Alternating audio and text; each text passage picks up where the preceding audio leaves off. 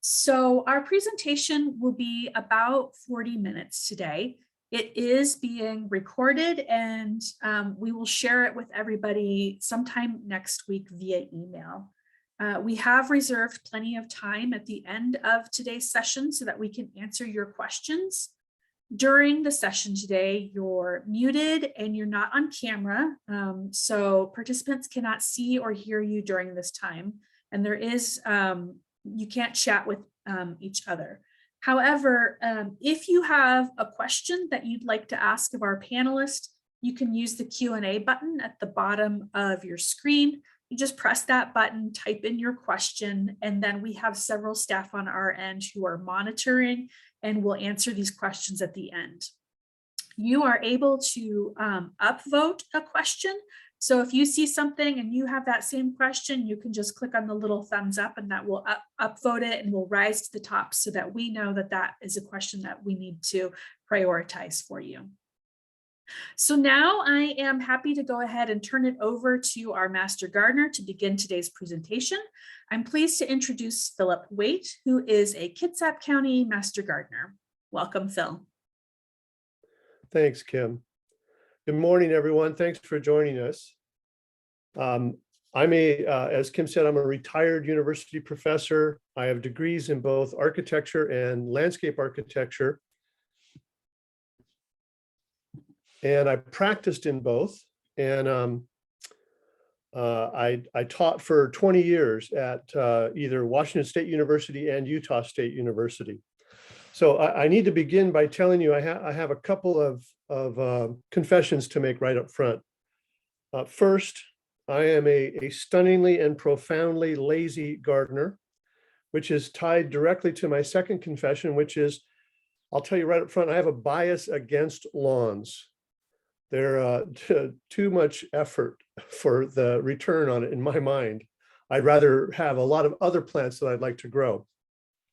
So I wanted to be honest with you right up front about that.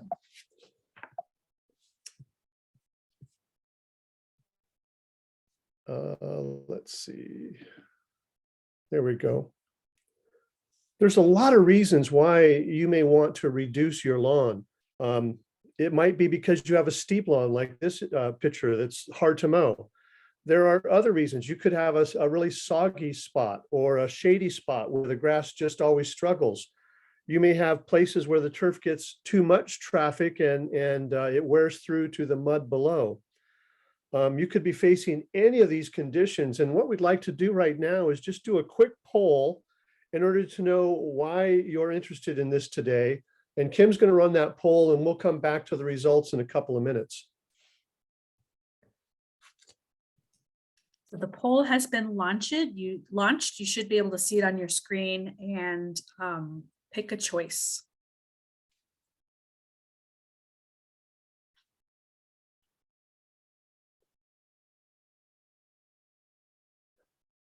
We have a lot of soggy lawns out there.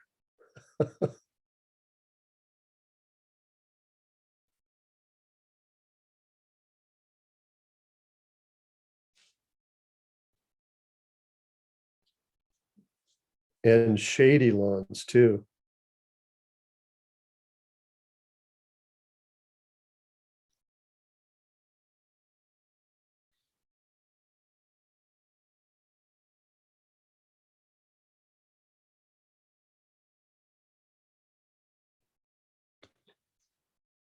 Oh, good. There's some people out here after my own heart. You want to put in other ornamental plantings. Good job. All right, I'll end the poll and share the results so everybody else can see it.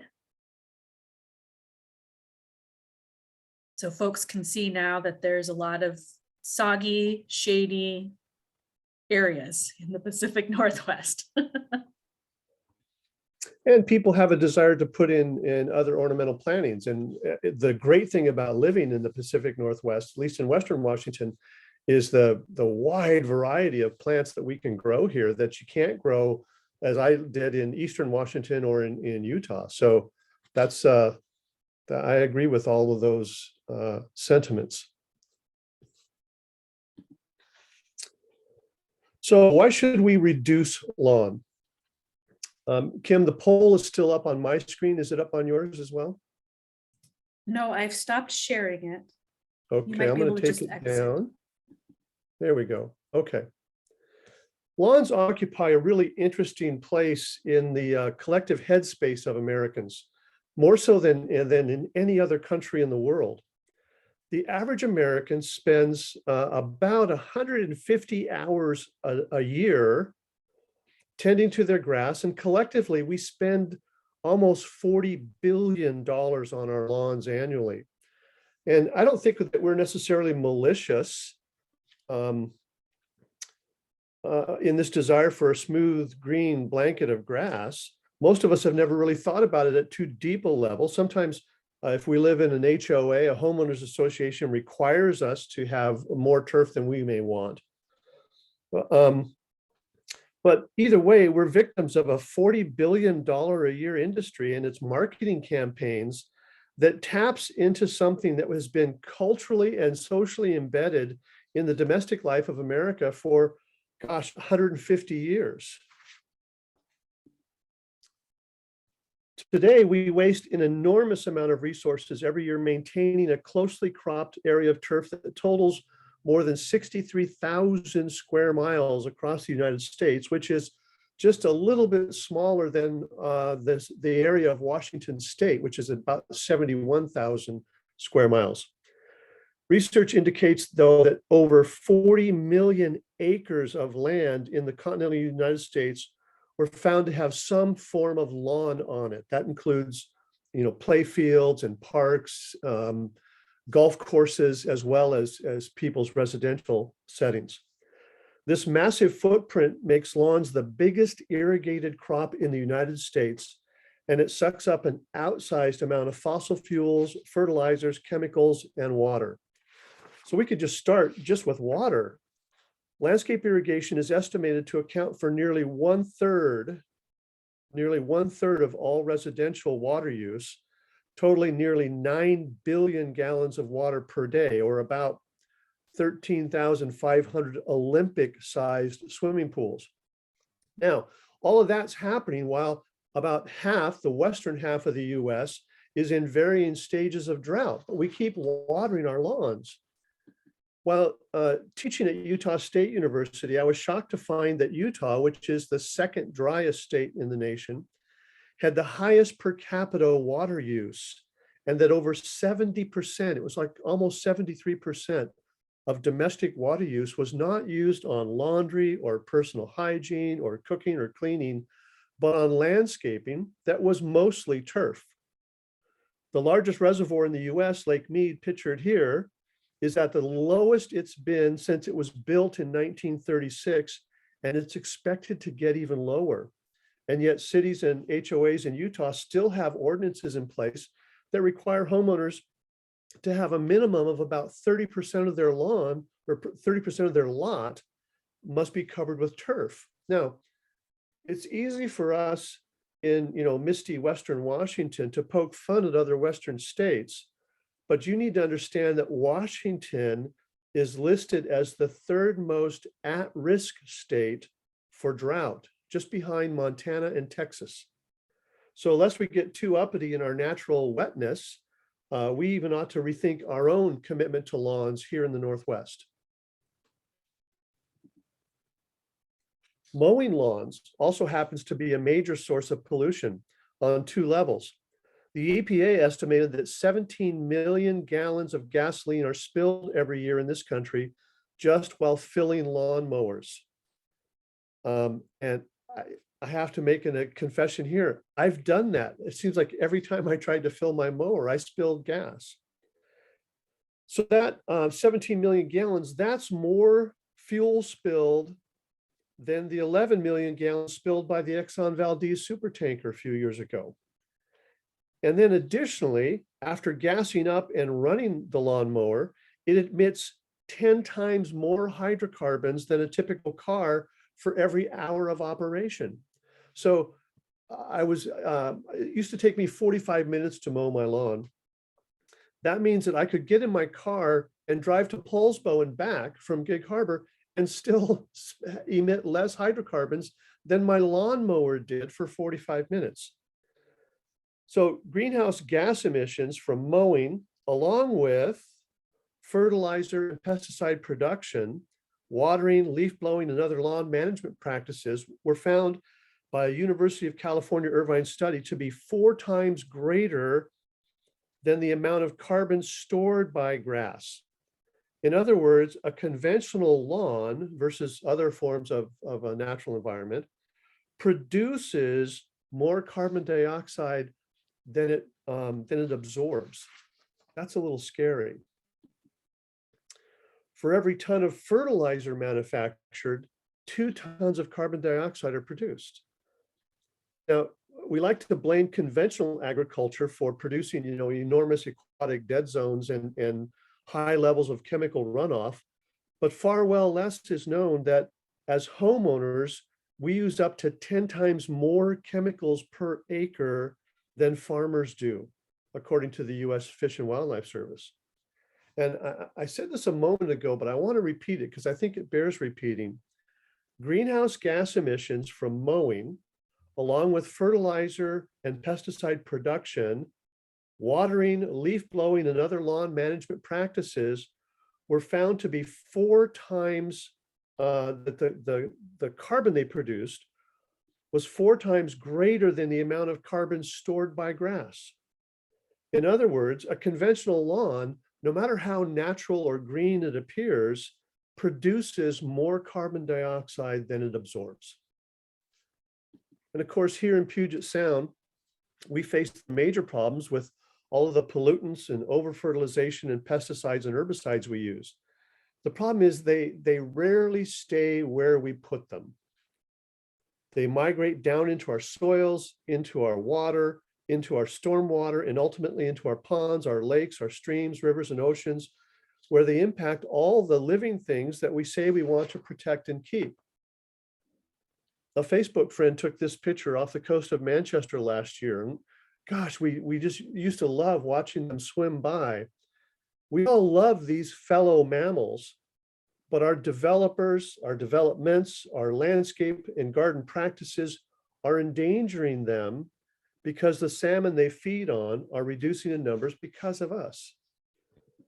So while this lawn looks so appealing and so beautiful and so innocent, it isn't as healthy as it appears.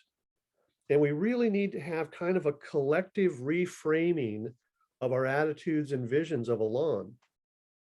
Because a lawn like this in this picture is locked into a cycle of chemical dependence that weakens it considerably. The chemical treatments of fertilizer and pesticides and herbicides have actually damaged it by harming the healthy microbial and fungal life that keeps plants well nourished. Lawns, and the way we're often told to take care of them, degrade the ecological health of the land and water and the creatures that try to inhabit it.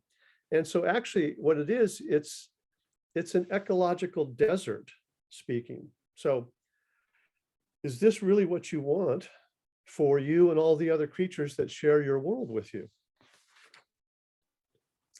Now, I will, as a landscape designer, landscape architect, I will say, some lawns at some times may be necessary.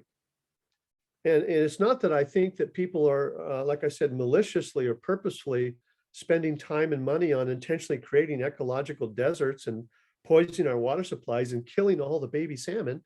That's not it at all. I think most people are like me, have been the victim of a society and culture and economy and turf industry that manipulates us into thinking that we don't have any choice but to do lawn, as though lawns were the natural order of the universe, but they're not. Some lawn at some time in some locations may be necessary, but a lawn is not necessary at all times and in all places.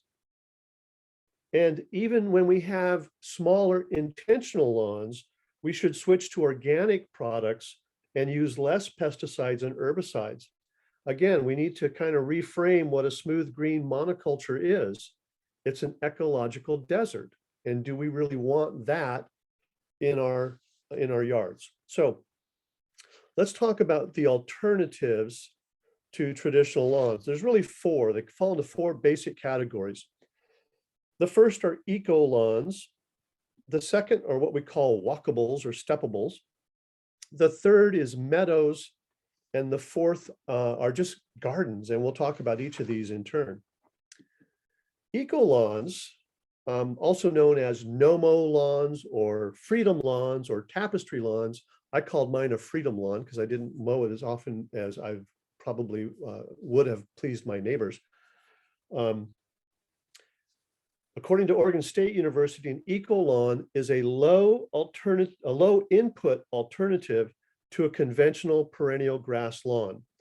They provide a turf type ground cover and tolerate typical uses of grass lawns. So there's really two kinds of eco lawns. The first are grasses, turf grasses, mostly tall fescues that are allowed to grow. And some of them only grow 4 to 6 inches tall anyway. The taller ones may get a little bit taller than that, but they're allowed to grow and then flop over if they need to. And they're mowed infrequently, maybe once a month instead of once every week. And the other is a mix of grass and low perennials. So I'll show you some examples of these. This is a blended, a fine fescue seed mix that supposedly needs 50% less mowing because it doesn't grow as tall, and it uses a lot less water than traditional turf grasses. Here's another one. It kind of looks to me like a punk rocker's bad haircut, but there's an appealing texture to this that as a designer, I really like. Then this is a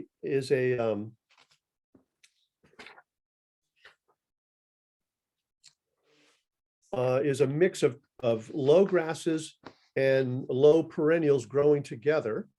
And this gets mowed maybe once a month, if that, and uses less water and consequently, and it's still walkable. You can still use it. It looks to me like a low metal that we'll talk about in a couple of minutes, but it has a lot of grass in it as well. Next are what we call low walkables or steppables. These are plants like creeping thyme, mosses, sedums, some of which are less walkable than others. But the point here is that these plants don't mind being stepped on and walked on occasionally, and many release a nice fragrance when you do so. They still provide the green blanket that we like. They cover the soil, they discourage weeds, they hold moisture in and prevent erosion, and they can be mowed, but usually no more than once or twice a year. So here's creeping thyme used in place where you might normally expect to see grass. Here it is a little taller and in full bloom. Here's a side yard planted with several different kinds of sedums that, again, you might mow this once a year at the end of the growing season, or maybe early in February before the growing season takes off again the following year. This is dwarf carpet bugle, Ajuga reptons, and there's a hint in the name here, bugle weed. It's a very fast growing and is actually considered invasive in the eastern US. However, WSU Extension in Clark County recommends it as a lawn substitute in shady areas. Now, you could think of it as invasive or reframe that and say, well, it's just enthusiastic. The famous landscape architect Fletcher Steele said, any healthy plant will develop shocking bad manners if left to itself. Next are meadows. Now, the difference between the first two options we've discussed, eco-lawns and walkables, and a meadow is their vertical height and the number of plants in combination working together. So by definition, a meadow will usually have grasses as well as perennials and then self-seeding annuals. But the meadow grasses are bunch grasses or clumping grasses, as opposed to turf types. And now there are companies that sell seed mixes that you can buy when you go through all their information online, you'll find that there's usually three types of lawns that or meadows that they're trying to sell you. The first is a low meadow, less than 12 inches. The second is a medium meadow up to about 3 feet.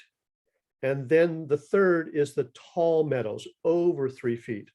And I think generally at the residential scale that most of us are working at, you're better served by a low or a medium meadow, unless you're dealing with an area that's more than an acre in size. Meadows can be planted by seed, or in a small setting, they can even be planted by plugs. And by all accounts, it takes about 3 years for a meadow planting to become established. So you're going to have to be patient with it. But even in the first year, you'll see results, tremendous beneficial results for insects, pollinators, and bees because of all the blossoms that are now present in your turf area that weren't there before. And for the first 3 years, they'll need more maintenance, but that will drop off as the plants become established and find their particular niche in the landscape. Here's an image of a low medium meadow. You can see it's got some clover in it and some other things, as well as some grasses. This is a meadow that has a path mowed through it. So if you still want to be able to walk around in your garden or your yard, or you want your kids to be able to run and play, you can mow a path through your meadow if you want to. This is a little bit taller meadow with a path maintained in it. Now, I do have some caveats to consider if you are thinking about doing a meadow. Well, let me add this as well. If you want to punch up your meadow with some early spring color, you could also put in, as this image shows, Iris reticulata and crocus and other low growing bulbs. You just want to make sure you don't mow them until they've all died back down to the ground in probably late May or early June. But you do get a lot of color. And I did this in my meadow in my backyard up in Port Orchard. I had crocus and Iris reticulata, and it was always the happiest day of the spring when the iris popped and the crocus popped up. So some caveats about meadows. The meadow in a can is a myth. They usually look good for one season and then they start to decline because they tend to be heavy on annual seeds and weak on other seeds in the mix. They also tend to be kind of a one size fits all for your yard and may or may not match the requirements of seeds in the can. It's very important for you to conduct a thoroughgoing site analysis. For instance, how much sun does your site get? Because most meadows, like vegetable gardens, need about 6 to 8 hours of sun if you can get it.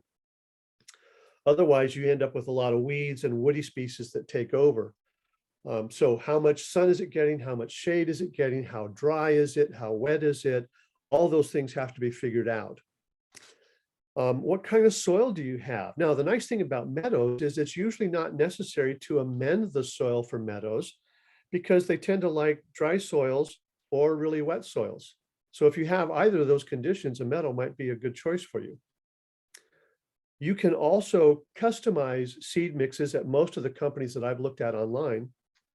So it'll serve you better than the one size fits all. Most native or naturally occurring meadows are mostly grass, clump grasses, not the turf forming grasses. And thus grasses should be the majority of any meadow seed mix that you get. Some say as high as 80% of the meadow seed mix should be clump grasses, but if it's anything over 50 is probably a good deal. And then for a successful meadow, you need to work with natural ecological succession common to meadow settings.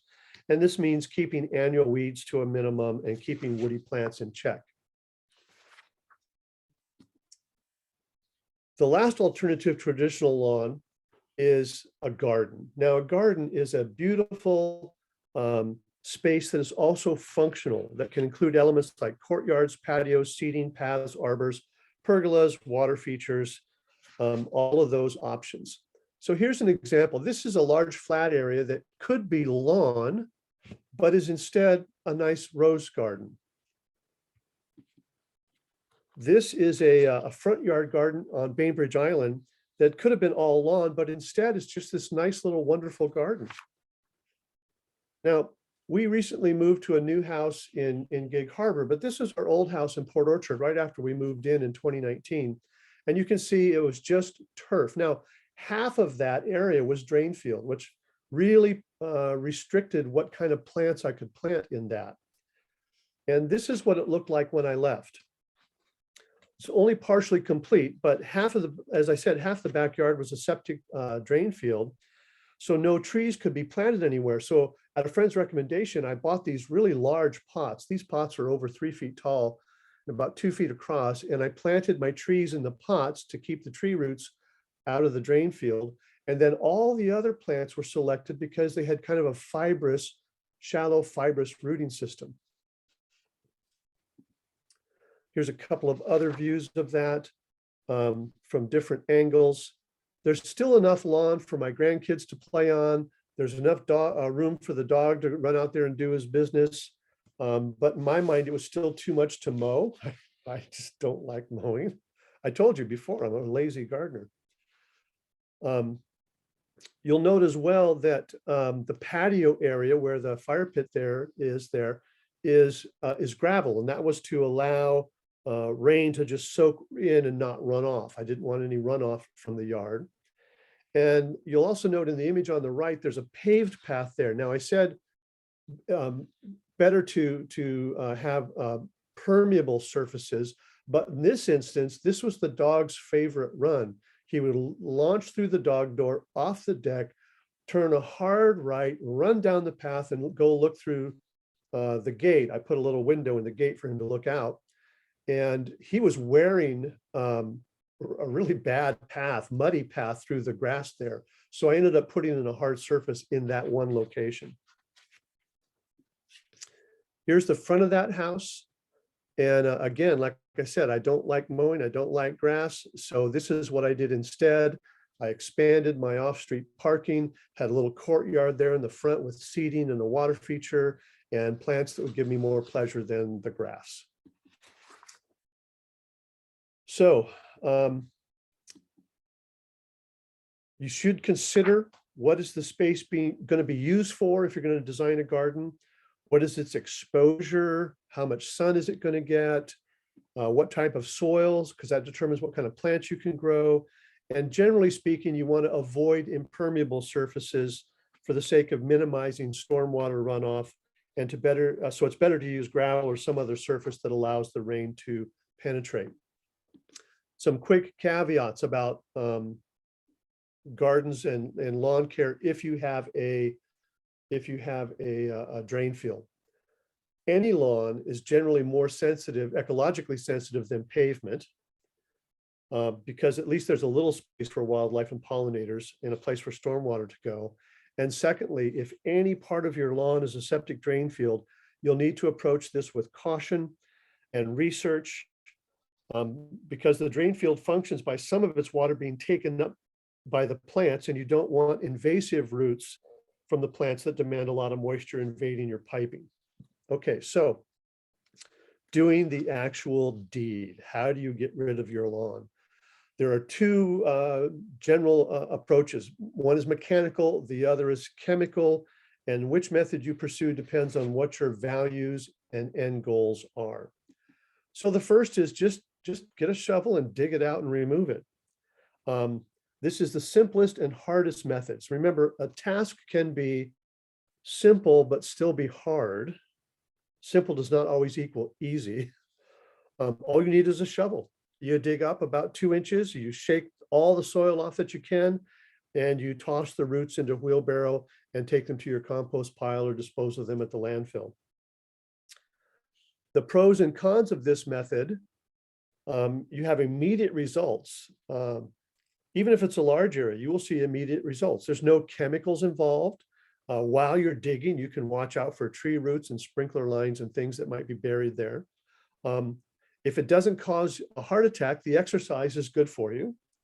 And the cons are, it's hard work. I've done this. It's really hard work. If your lawn is large, It may take some time to remove and maybe several days or weekends. And you may want to phase that even over several seasons, slowly increase your garden beds every year a little bit at a time. One of the cons is, what are you going to do with the grass you take out? If you use a sod cutter like this one, this will take about the top inch of a root zone along with the turf. It'll roll it up for you. Then you have to decide, what are you going to do with it? Where are you going to put it? Maybe you have a neighbor that wants to put in lawn, so this might be an option. But it is a machine. It does pollute, but it's certainly polluting less than mowing it every week. Next, you can rototill it in place. I've done this method as well. And it's easier than digging it out. But even with a small tiller, you can feel like you've been wrestling bulls at the rodeo. But it is an effective way to remove turf. You can rake out the grass roots if you want, or you can leave them in place and hope they don't reroot. If it's Bermuda grass, you want to get all the roots out. Generally, however, you do want to avoid rototilling the same place multiple times, because that actually destroys soil organisms and messes with the soil structure. If you don't have a tiller, you're going to have to rent one or borrow one. There is, of course, like I said, some pollution that goes with this, but it's still, you're only doing it once instead of mowing weekly. And I should back up and say, you can, if you put several inches of compost over the lawn and then rototill it in, you're actually doing a lot to enhance the soil as you go.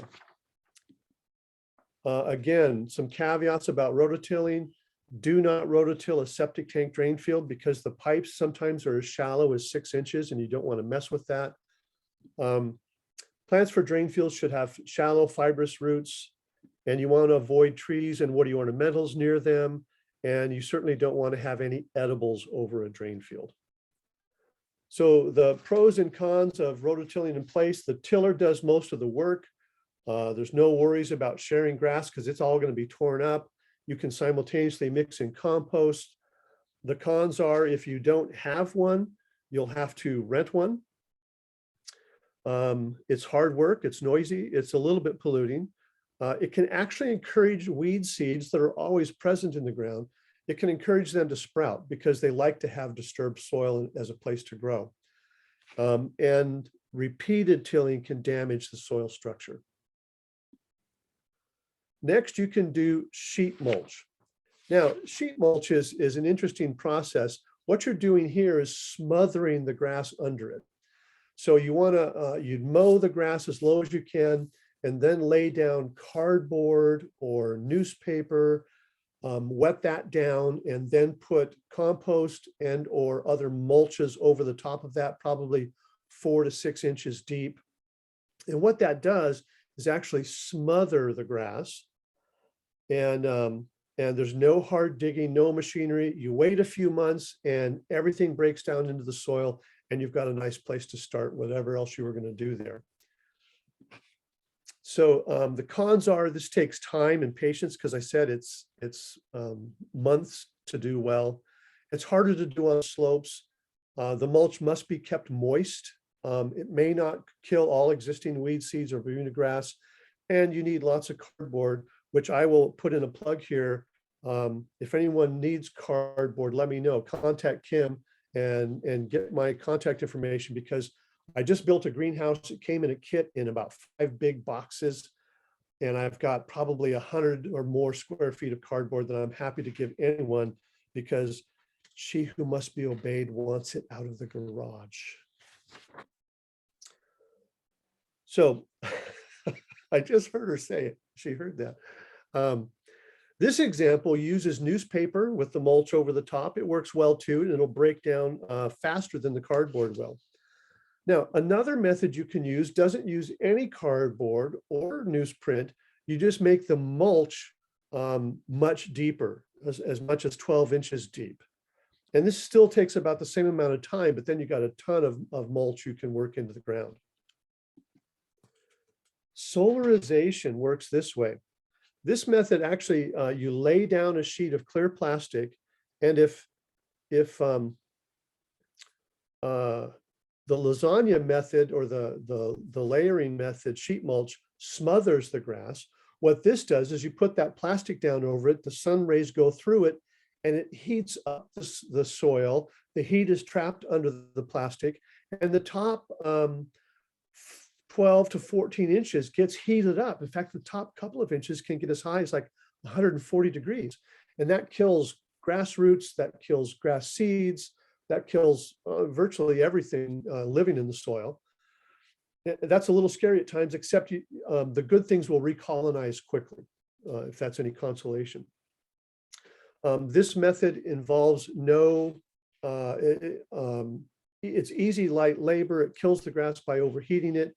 It leaves no chemical residue behind.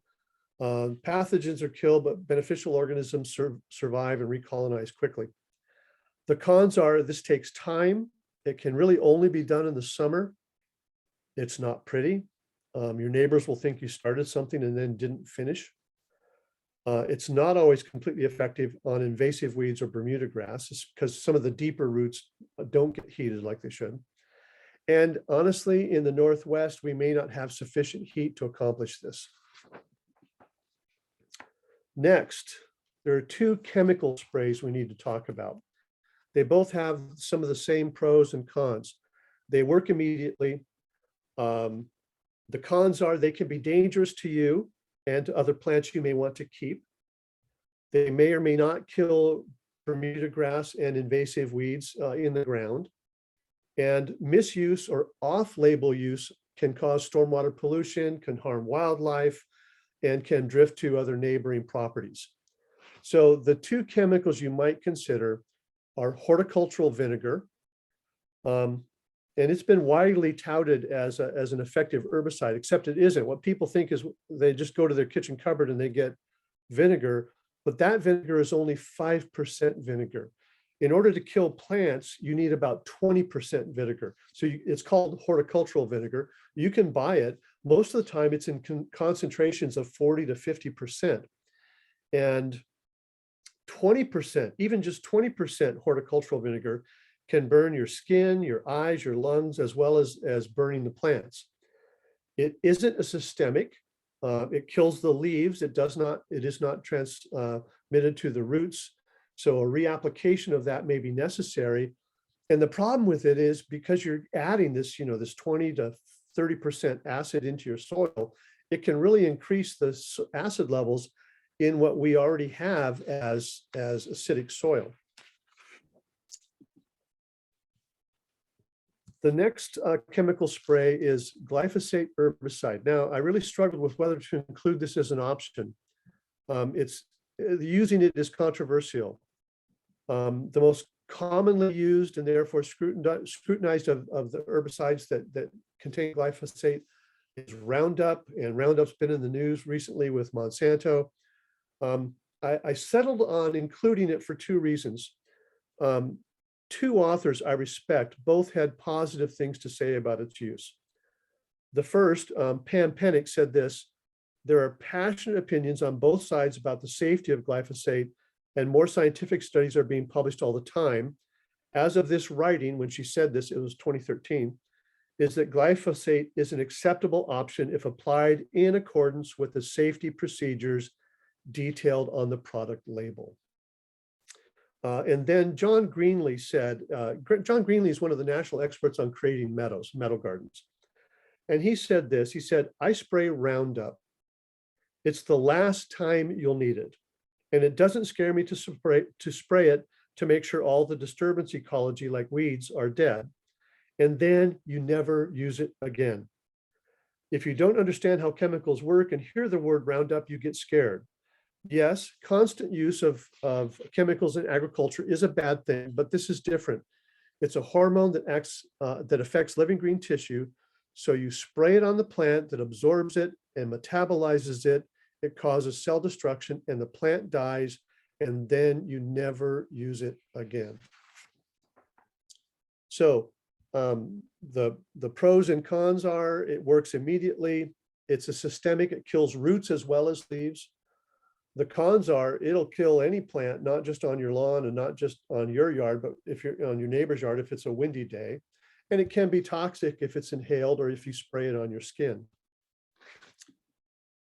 So in conclusion, there are great options and alternatives to keeping your lawn. I hope you consider them. Though the alternatives are a lot of hard work initially, they are significantly less labor in the long run with any of the alternatives we've discussed. Each of these alternatives is more attractive and more beneficial to the broader web of life. To go back to one of our key points, intentionality is the key. Do you have a lot of lawn because the builder of your house found it the cheapest to install and left you with the expensive maintenance? Maybe it's time to make our home landscapes more enjoyable, more usable, less work for us, and more beneficial for the environment and the creatures we share it with. So now we'll open this to Q&A, and Kim, I expect that you'll manage the Q&A process. Yes, absolutely. So I have a couple moss questions. The first question is it possible to get rid of moss in shady areas of the lawn? I will bow to Gail Larson on this as a more experienced master gardener than myself. My first thought is no, but I'll let Gail address that. Well, the first thing that I'm going to say is that grass doesn't particularly like to grow in shady areas. Right. Moss does. So I think more importantly would be trying to find some kind of a grass alternative in your shady area rather than trying to get rid of the moss. The moss will take over in places where there isn't anything else growing that wants to be there. Alternatively, moss gardens are gorgeous. The Blodell Reserve on Bainbridge Island has a wonderful display of moss gardens and moss lawns. But if you're trying to grow grass in a shady area, particularly if it tends to be a little mucky, you're going to have more trouble growing grass than you are growing anything else. I hope that helps. It's not quite the answer you were looking for, but I think you're trying to grow something that won't grow where you want it. So we have a couple questions on the flip side. One person has asked, is it okay to let moss that's already there expand and take over a lawn? And then someone also has said, moss has already taken over a large portion of our lawn. How could we encourage the moss? Increase the shade. Planting larger things that would cast more shade on the lawn area, that'll increase the moss.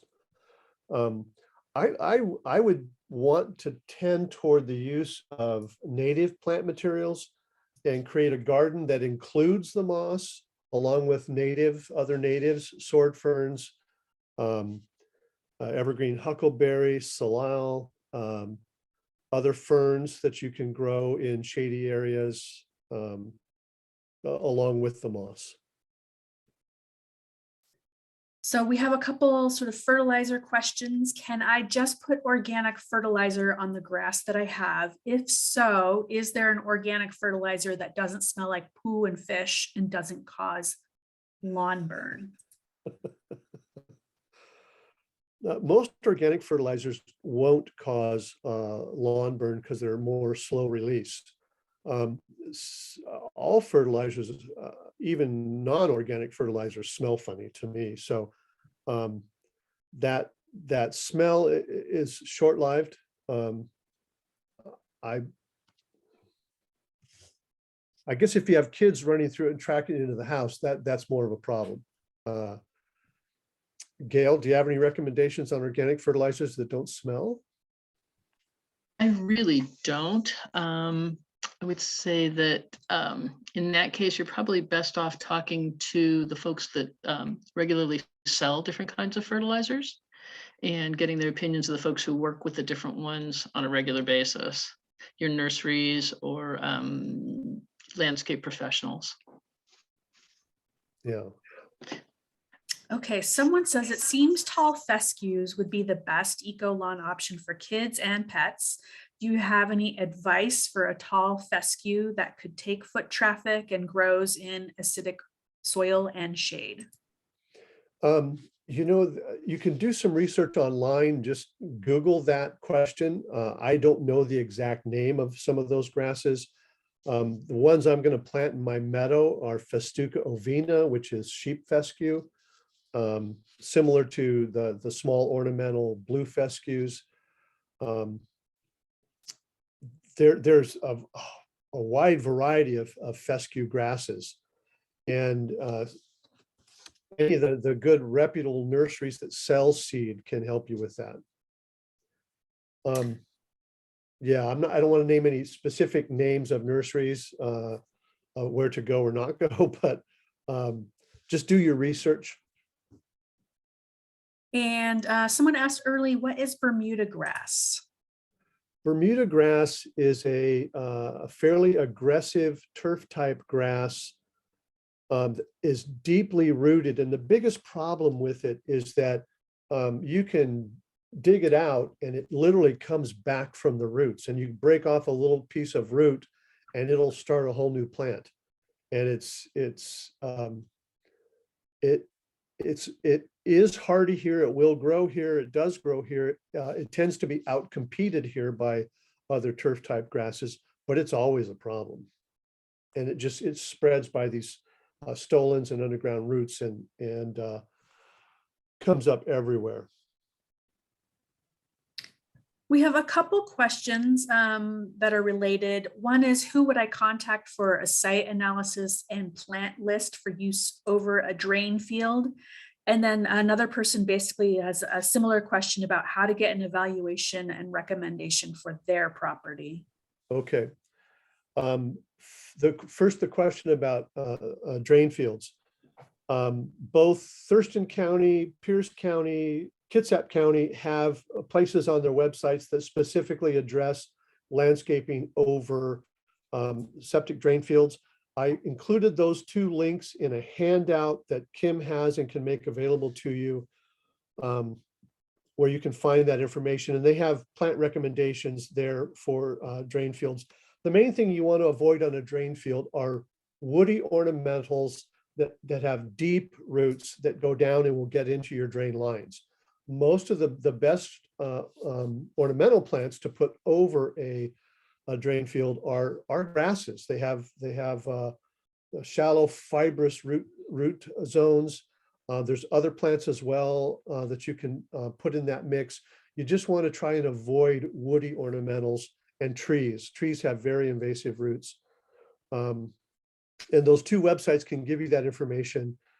The part about site analysis, honestly, the best thing you can do is put your lawn chair out in the middle of your yard and sit there for a day. Watch where the shadows fall, watch where the sun goes, and watch where the shadows progress across the course of a day. It's best to do that mid-March, mid-September, but honestly, because that's at the equinox, I go out into my yard and I take a lot of pictures December 21st, March 21st, June 21st, and September 21st, because that tells me the process and the progress of the sun across the site. If you happen to live in the woods, then you're always going to be in the shade and you don't have to worry as much about sun angles and that sort of thing. Site analysis is just about observation, noticing what's there, when it's there, how it's there, and that takes time. Or, as a landscape architect, we're actually trained to do site analysis, and we can figure out all that stuff in fairly quick time. But observation is the best way for any gardener. Just go out there and observe and watch and see where the birds are, see where the ground is wet, see where the water flows. I've actually stood out in my yard in the rain just to see where is it draining and how is this working. My neighbors thought I was a little nuts, but I was having a good time. So observation. Or barring that, you can hire a landscape architect to do that for you. Great. It is about 4 minutes before 11. We said this would be a 1-hour presentation. We still have questions though in our Q&A section. Phil, are you staying on? Are you okay with Yeah, I staying on can a few stay minutes on. longer? Great. What I Yeah. would like to let everybody know is that we will stay on and continue to answer these questions. For those of you who need to pop off, again, this presentation is being recorded. We will be sending out an email with a link to the recording, as well as the resource list that Phil mentioned. I'll be sending that out to everybody as well. When you leave, there will be a survey that pops up. We definitely appreciate you taking just a few minutes to answer those questions. And that really gives us feedback about what types of webinars we should offer in the future. And then lastly, Do you want me to move to those last? oh, couple sure, slides? you can. Yeah, that's fine. And then we'll continue on with the questions. So yes, gardening question. There's a QR code right here. If you have another question after this, feel free to scan that QR code and type the, ask your question of the Master Gardeners directly. They do have clinics, and they do have Master Gardeners reading emails and responding. So we definitely encourage you to get a hold of the Master Gardeners directly if we don't answer your question here today. And then the last slide, we hope that you have been inspired to consider reducing your lawn or your lawn impact, but we also absolutely recognize that there is always the right place for a lawn, and that not everybody is going to be willing or interested in removing your lawn entirely. So we do have a coupon. You can scan this QR code, or we will also be including this in the email, just so that you can make a switch to organic fertilizer. Perhaps you've been using more traditional products, chemical products in the past, and maybe this is the year you want to make a switch to something that has less of an impact on our stormwater and the environment. So with that, we will go ahead and get back into the questions. And I'm going to start right here. I've got an herbicide glyphosate question. Someone asks, if you are using Roundup, how long does it remain? They have a dog and chickens. How long would they need to keep them out of the treated area? They just bought a house with an abundance of ivy. You want to keep children and pets and chickens off the grass if you sprayed with Roundup for several hours until that material has dried on the plant.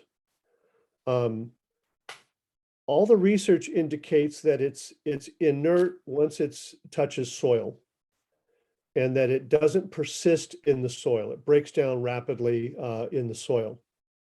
But when I've used it in the past, I made sure my dog stayed off of it for a day. Just out of an abundance of caution. Great. This next question, you may or may not be able to answer it. Would I run into trouble with the authorities or neighbors if I don't mow? If you live in an HOA, yes, you likely would, because homeowner associations generally have requirements that describe that. Lawns are so socially acceptable and so embedded in our social consciousness that to not mow tends to bother people, especially if you have a neighbor who's a little OCD. And there's nothing wrong with being OCD, because I am as well. But in the interest of good neighborly relations, you might want to have a conversation with your neighbors about it. And maybe you can mow the edges, but leave the center taller and more meadowy. Just set, or just set the mower height a little bit higher, and just let the grass grow longer. I think it's one of the most interesting things about this, about lawns and the whole topic is that, we water them, we fertilize them, we spray pesticides, we spray herbicides, we do everything we can to encourage them to grow.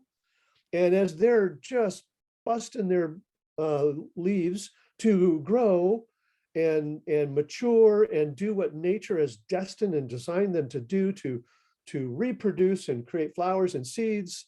And before they do that, we cut them down. And it just seems so illogical to me to treat other living creatures that way. Of course, we do the same with chickens and cows. But anyway, talk to your neighbors, find out how much of a problem it's going to be. And maybe you do it in the backyard and not the front yard. Or put up a fence and then do it. Great. A plant question, can sedums take full sun? Oh, yes. They love full sun. Great. The vast majority of sedums, there's about 280 species or varieties of sedum, but most of them like full sun. That, and which is not to say they don't grow in the shade. They will also grow in the shade, but they tend to like full sun. And then reed canary grass. Someone asks, is that Bermuda grass? No, reed canary grass is different. It grows in much the same way. Reed canary grass tends to like wetter areas than Bermuda grass. That's often how you can tell if you have a wet spot, is because that's where the reed canary grass is growing. But it's a problem in lawns. All right. If you're using the solarization method, after a few months, do you have to dig out the dead grass or just rototill and add mulch? I don't know that I would even rototill. I would just plant through the dead turf. That organic matter will stay there. You don't have to rototill it. You can. The challenge with solarization in the Northwest is how many long, sunny, hot days do we get? So in the Southwest or the Southeast, you could do solarization any time of the year. In the Northwest, you can only do it in the summer when we have long sunny days. And even then, you're going to need at least 6 hours of sun to do that. And you may not ever really see the best or full benefits of it because the ground just won't heat up enough if you're in a shady area. So it does work. But if you have a lot of shade, I would try something else. Okay. And then what is the minimum amount of water and fertilizer I can use to keep a lawn barely alive?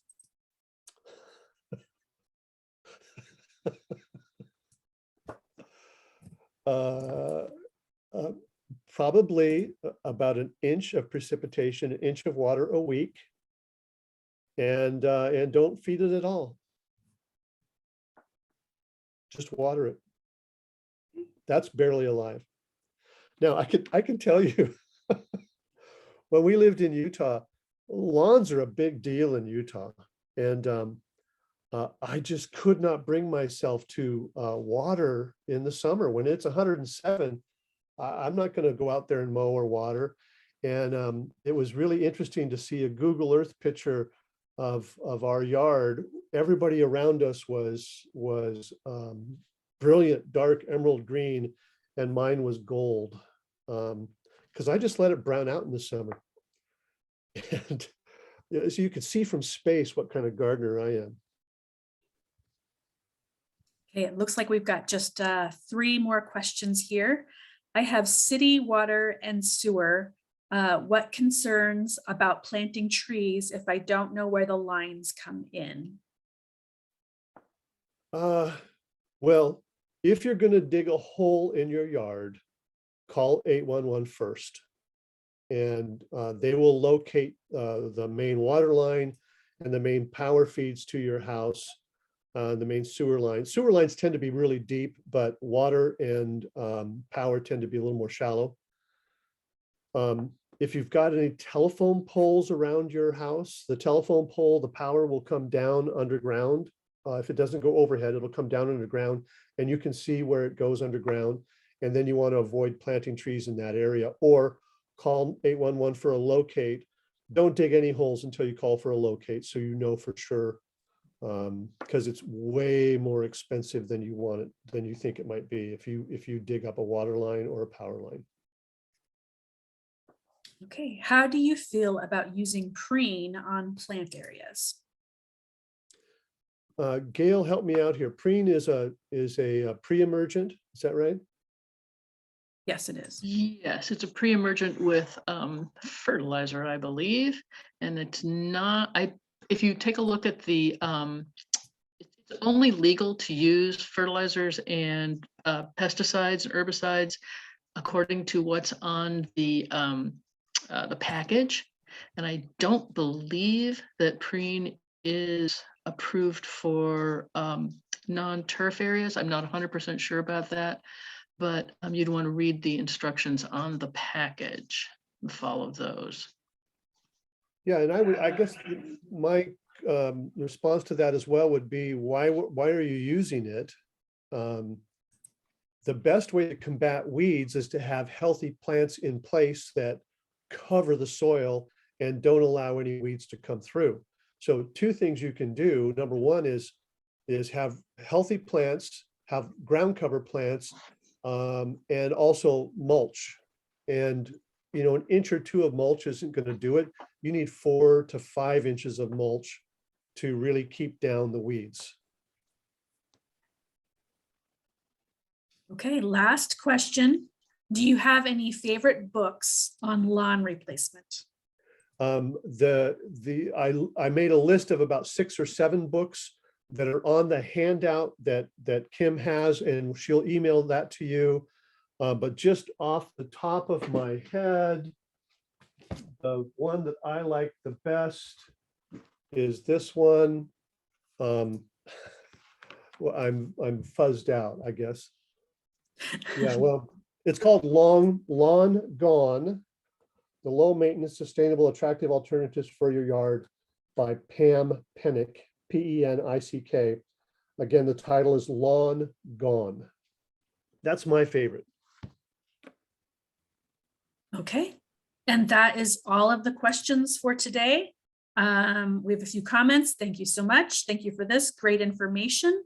So Phil, thank you so much for being here. All of our audience members, thank you for sticking with us past the hour. We know that your Saturdays are probably very important, so we are glad that you stuck around.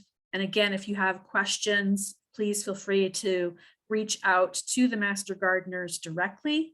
Otherwise, you can expect to see an email from me probably by the middle of next week, once I download the presentation and get that into a format to send to you, as well as resources from Phil and other links that we have to share. So thank you all for being here. Can I also add, if anybody wants my cardboard, please get a hold of me. I'll even deliver it just to make my wife happy. Free cardboard. Free cardboard. Have a great day, everybody. Thank you.